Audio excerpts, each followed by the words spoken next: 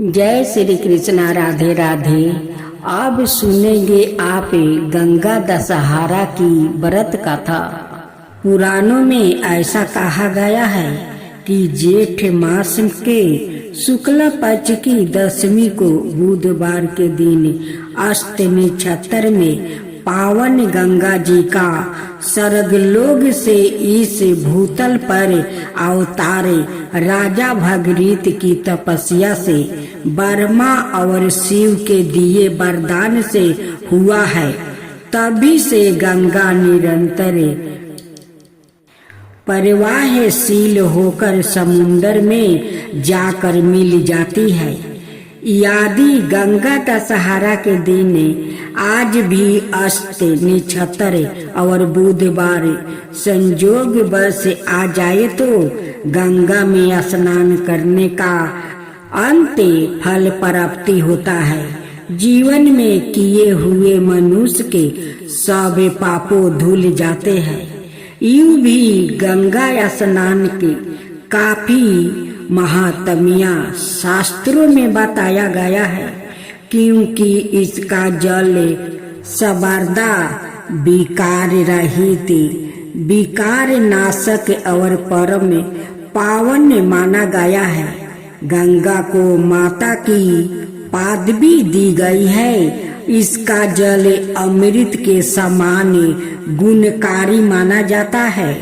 भविष्य पुराण में लिखा है कि जो मनुष्य इस पर्व के दिन गंगा के पानी में खड़ा होकर 10 बार गंगा यत्रो पढ़ता है, यह चाहे गरीब हो या अमीर हो, समर्थवान हो या असमर्थ हो, वो गंगा को पूज कर उस फल को पाता है। जो कोई गंगा अस्त्रों को श्रद्धा और विश्वास के साथ पढ़ता या सुनता है, वो शरीर, वाणी और चित्त से होने वाले 10 तरह के पापों से मुक्त हो जाता है। इसलिए इस तिथि को दशहरा कहते हैं।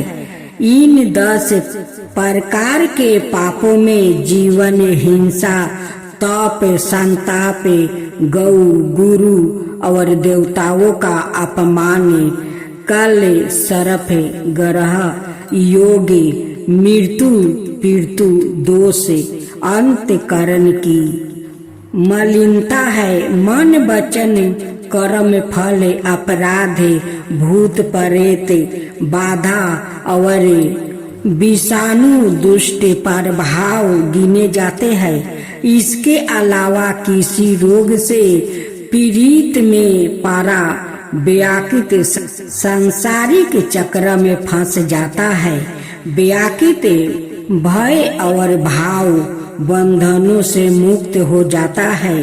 हिंदुओं के अन्य पर्वों की तरह गंगा दशहरा मुख्यतः स्नान पर्व के रूप में मनाया जाता है। भक्तगण हर हर गंगे, हर हर गंगे कहकर गंगा के जल में डुबकी लगाते हैं, जिसका मतलब होता है कि गंगा मैया हमारे 10 पापों का हरण कर लेती है।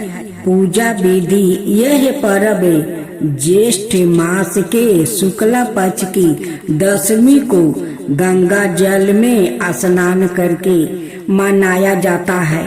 यदि किसी कारणवश गंगा के जल में स्नान करना संभव ना हो तो किसी भी नदी में स्नान करके इसकी कमी की पूर्ति की जा सकती है।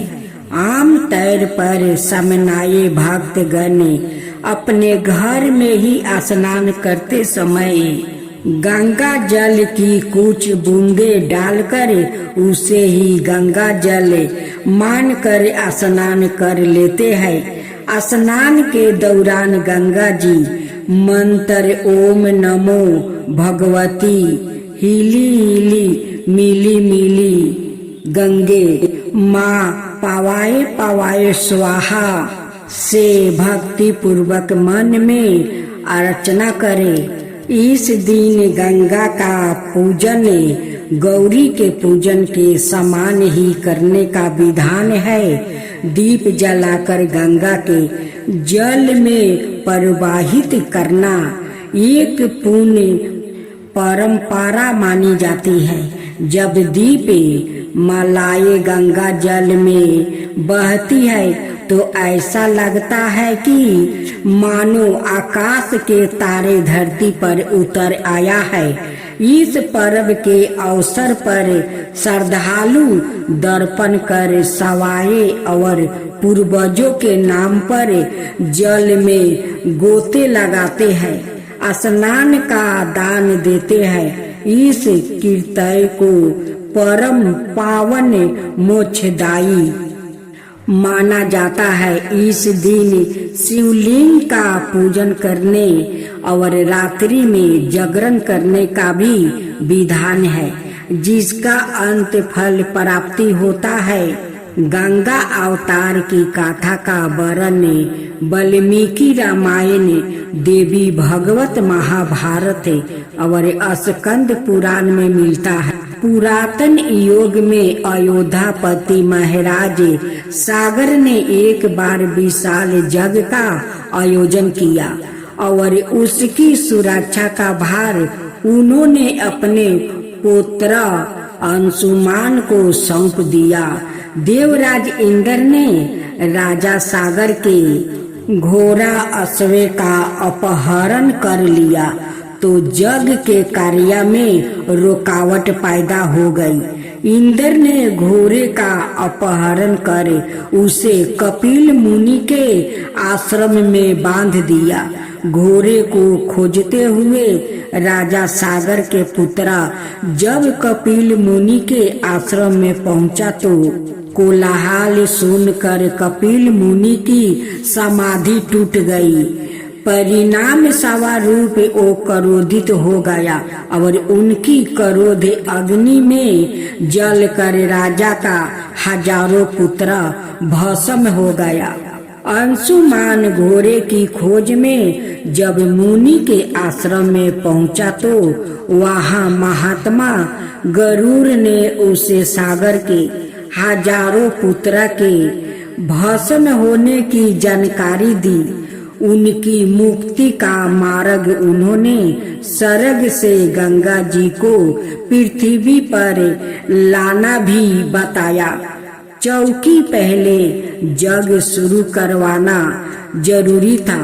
अंत अंशुमान को घोड़े को जग मंडप पहुंचाए और जग करवाया। फिर राजा सागर को पूरा वृत्तांत बताया। कुछ समय बाद राजा सागर का देहांत हो गया। जीवन पर्यटन तपस्या करके गंगा जी को पृथ्वी पर लाने का पीड़ा अंशुमान और उसके पुत्र दिलीप ने उठाया, लेकिन उन्हें सफलता नहीं मिली। दिलीप के पुत्र भागीरथ ने जब कई बरस तक कठोर तपस्या की तब कहीं जाकर ब्रह्मा जी प्रसन्न हुए और उन्होंने भागीरथ से वर मांगने को कहा। भागीरथ ने गंगा जी को पृथ्वी पर भेजने के लिए निवेदन किया। ब्रह्मा ने कहा कि गंगा का भार वो वेग संभालने की शक्ति केवल भगवान शंकर में है, अतः तुम पहले उन्हें प्रसन्न करो, गंगा मांग लो। भागीरथ ने फिर कठोर तपस्या की और शंकर भगवान को अपनी जाटा फैलाकर गंगा जी को धारण करने के लिए तैयार किया। जब ब्रह्मा जी ने अपने कमंडलू से गंगा को छोड़ा तो वो शंकर जी की जटाओं में ही उलझ कर रह गई। भागीरथ द्वारा बार बार अनुने विनय करने पर शंकर जी ने गंगा को हिमालय में ब्रह्मा जी द्वारा बनाए बिंदुसर में छोड़ा, जहाँ से उनकी अनेक धाराएं फूट पड़ी। जब गंगा का जल कपिल मुनि के आश्रम में पहुंचा तो महाराज सागर के 60,000 भस्म हुए पुत्र शराप मुक्त हो गया। ब्रह्मा जी ने पुनः प्रकट होकर भगीरथ के कठिन तप से प्रभावित होकर घोषित किया कि अब से गंगा जी का एक नाम भगीरथी होगा। इस प्रकार भगीरथ ने अपने पुण्य से पुत्र लाभ पाया। हर हर गंगा हर हर गंगे हर हर गंगे हर हर गंगे। भोलेनाथ की जय हो, भोलेनाथ की जय हो, माता पार्वती की जय हो, माता पार्वती की जय हो। एक साहूकार था जो भगवान शिव का अनाय भक्त था। उसके पास धन आय किसी भी चीज की कमी नहीं थी, लेकिन उसकी कोई संतान नहीं थी और वो इसी कामना को लेकर रोज शिव जी के मंदिर जाकर दीपक जलाता था।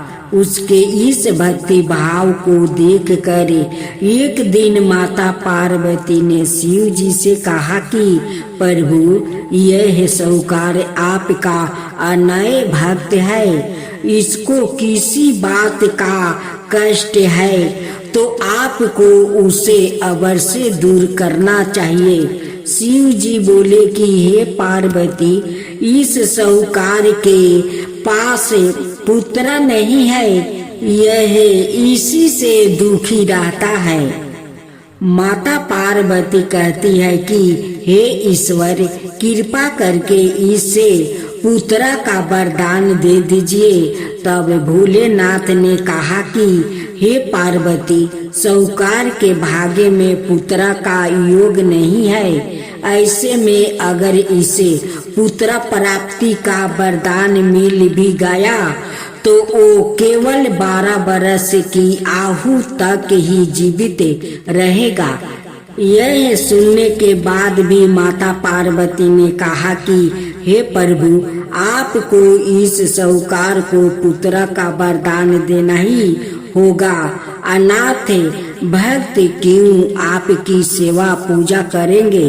माता के बार बार कहने से भोलेनाथ ने साहूकार को पुत्र का वरदान दे दिया, लेकिन यह भी कहा कि वो केवल 12 वर्ष तक ही जीवित रहेगा। साहूकार यह सारी बातें सुन रहा था, इसलिए उसे ना तो खुशी हुई और ना ही दुख। वो पहले की तरह भोलेनाथ की पूजा अर्चना करता रहा। उधर सेठानी गर्भवती हुई और 9 महीने के बाद एक सुंदर सा बालक की प्राप्ति हुई। परिवार में खूब उत्साह मनाया गया, लेकिन साहूकार पहले ही की तरह रहा और उसने लड़का की 12 वर्ष की आयु का जिक्र किसी से भी नहीं किया।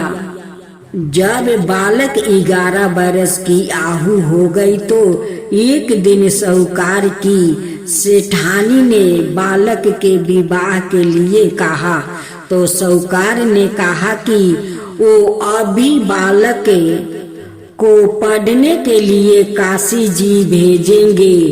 इसके बाद उसने बालक के मामा जी को बुलाया और कहा कि इसे काशी पढ़ने के लिए ले जाओ और रास्ते में जिस भी स्थान पर रुकना वहाँ जग करते और ब्राह्मणों को भोजन कराते हुए आगे बढ़ना। उन्होंने भी इसी तरह करते हुए जा रहे थे कि रास्ते में एक राजकुमारी का विवाह था। जिससे उसका विवाह होने वाला था वो एक आंख से काना था। तो उसके पिता ने जब अति सुंदर साहूकार के बेटे को देखा तो उनके मन में आया कि क्यों ना इसे ही घोड़ी पर बैठाकर शादी के सारे कार्य संपन्न करवा लिया जाए। तो उन्होंने मामा से बात की और कहा कि इसके बदले में वो अथाह धन देंगे। तो वो भी राजी हो गया। इसके बाद साहूकार का बेटा विवाह की वेदी पर बैठा और जब विवाह कार्य संपन्न हो गया तो जाने से पहले उसने राजकुमारी की चदरी के पल्लू पर लिखा कि तेरा विवाह तो मेरे साथ हुआ, लेकिन जिस राजकुमार के साथ भेजेंगे वो तो एक आंख का काना है। इसके बाद वो अपने मामा के साथ काशी के लिए चल गया। उधर जब राजकुमारी ने अपनी चुनरी पर यह लिखा हुआ पाया तो उसने राजकुमार के साथ जाने से मना कर दिया। तो राजा ने भी अपनी पुत्री को बारात के साथ विदा नहीं किया। बारात वापस लौट गई। उधर मामा और भांजे काशी पहुंच गए थे। एक दिन जब मामा ने जग रचा रखा था और भांजा बहुत देर तक बाहर नहीं आए तो मामा ने अंदर जाकर देखा तो भांजे का प्राण निकल चुके थे। वो बहुत परेशान हुए, लेकिन सोचा कि अभी रोना पीटना मचाया तो ब्राह्मण चल जाएंगे और जग का कार्य अधूरा रह जाएगा। जब जग संपन्न हुआ तो मामा ने रोना पीटना शुरू किया। उसी समय शिव पार्वती उधर से जा रहे थे तो माता पार्वती ने शिव जी से पूछा, हे प्रभु, ये कौन रो रहा है? तभी उन्हें पता चलता है कि यह तो भोलेनाथ के आशीर्वाद से जन्म हुआ साहूकार का पुत्र है। तब माता पार्वती कहती है कि हे स्वामी, इसे जीवित कर दीजिए। अनाथ रोते रोते इसके माता पिता के प्राण निकल जाएंगे। तब भोलेनाथ ने कहा कि हे पार्वती, इसकी आहु इतना ही थी सो वो भोग चुका है, लेकिन माँ के बार बार आग्रह करने पर भोलेनाथ ने जीवित कर दिया। लड़का ओम नमः शिवाय करते हुए उठा और मामा भांजे दोनों के ईश्वर को धन्यवाद दिया और अपनी नगरी की ओर लौटा। रास्ते में वही नगर पारा और राजकुमारी ने उन्हें पहचान लिया। तब राजा ने राजकुमारी को साहूकार के बेटे के साथ बहुत सारे धन धनाये के साथ विदा किया। उधर साहूकार और उसकी पत्नी छत पर बैठे थे। उन्होंने यह प्रण कर रखा था कि यदि उनका पुत्र सकुशल ना लौटा तो वो छत से कूद कर अपना प्राण त्याग देंगे। तभी लड़के के मामा ने आकर साहूकार के बेटे और बहू के आने का समाचार सुनाया, लेकिन वो नहीं माने तो मामा ने शपथ पूर्वक कहा। तब तो दोनों को विश्वास हो गया और दोनों ने अपने बेटे बहू का स्वागत किया। उसी रात साहूकार को सपने में शिव जी ने दर्शन दिया और कहा कि तुम्हारे पूजन से मैं प्रसन्न हुआ। इसी प्रकार जो भी व्याकृत इस कथा को पढ़ेगा या सुनेगा उसके समस्त दुखों दूर हो जाएगा और मन बचित सभी कामनाओं की पूर्ति होगी। जय शिवा ओंकारा, प्रभु हरे शिवा ओंकारा।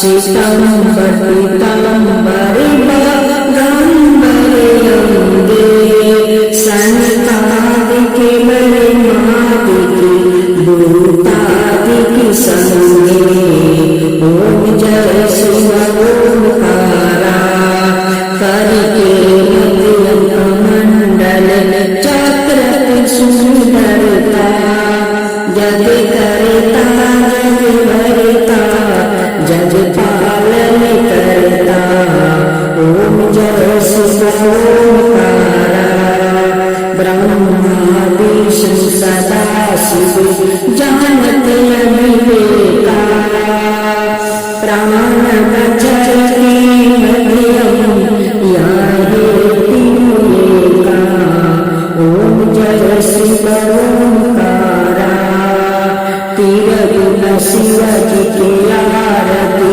जो कोई नर गावे शिवा जो कोई नर गावे कहत शिवानंद स्वामी मन रजत शिवानंद स्वामी मन बाचित फल पावे ओम जय शिव ओंकारा जय शिव ओंकारा।